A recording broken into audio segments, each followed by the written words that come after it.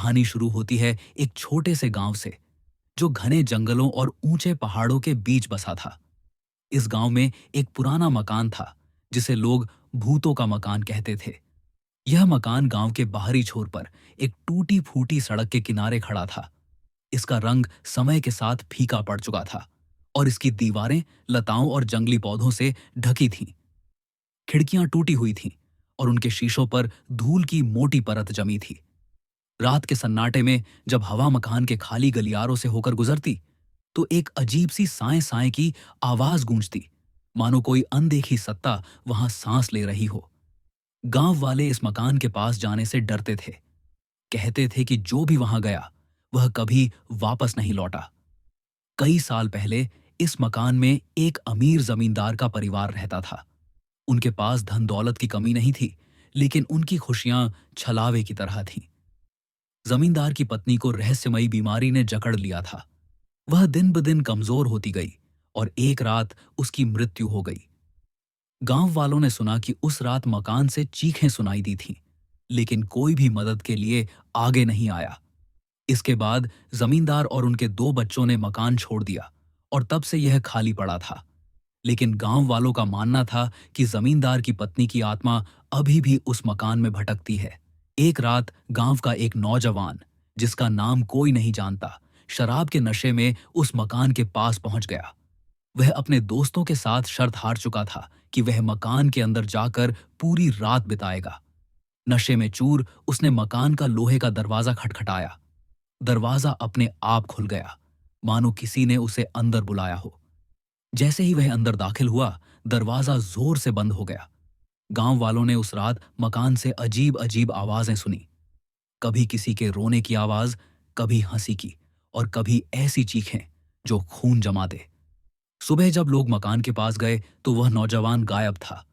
उसका कोई निशान नहीं मिला, न उसका शरीर, न उसका सामान। समय बीतता गया और मकान की कहानियां और भयानक होती गईं। कुछ लोगों ने दावा किया कि उन्होंने रात में मकान की खिड़कियों में एक औरत की परछाई देखी, जिसके बाल लंबे और उलझे हुए थे। कुछ ने कहा कि उन्होंने मकान के आसपास बच्चों के हंसने की आवाज सुनी, लेकिन जब पास गए तो वहां कोई नहीं था।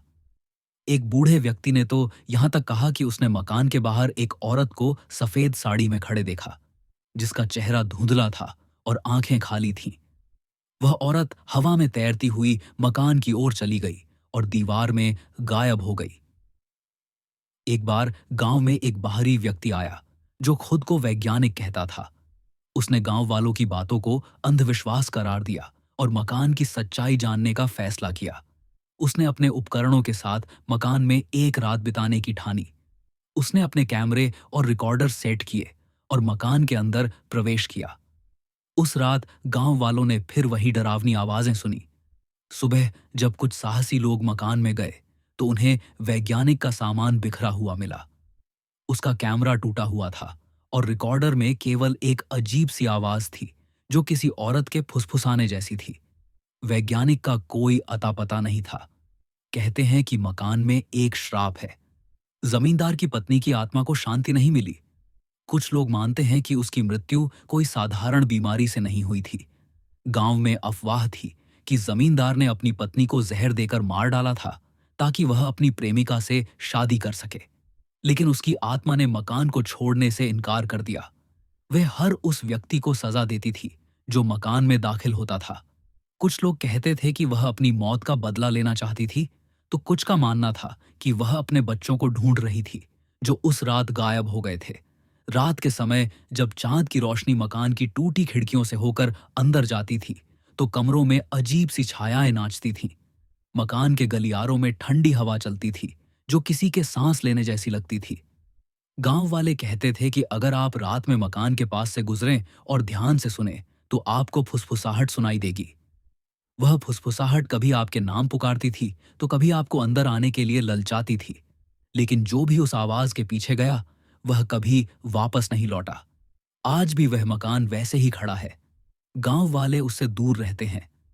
नए लोग जो गांव में आते हैं, उन्हें चेतावनी दी जाती है कि मकान के पास न जाए। लेकिन हर कुछ सालों में कोई ना कोई जिज्ञासु या साहसी व्यक्ति उस मकान की ओर खींचा चला जाता है। और फिर वही कहानी दोहराई जाती है। चीखें, फुसफुसाहट और गायब हो जाने की घटनाएं। मकान अपनी भयावहता को बरकरार रखता है, जैसे वह समय के साथ और डरावना होता जा रहा हो। क्या वह मकान वाकई शापित है? क्या वहां सचमुच आत्माएं भटकती हैं? कोई नहीं जानता। लेकिन एक बात पक्की है, जो भी उस मकान में गया, उसका कोई निशान नहीं मिला। और शायद वह मकान हमेशा ऐसा ही रहेगा, अपने रहस्यों को छिपाए, अपनी भयावहता को बरकरार रखे।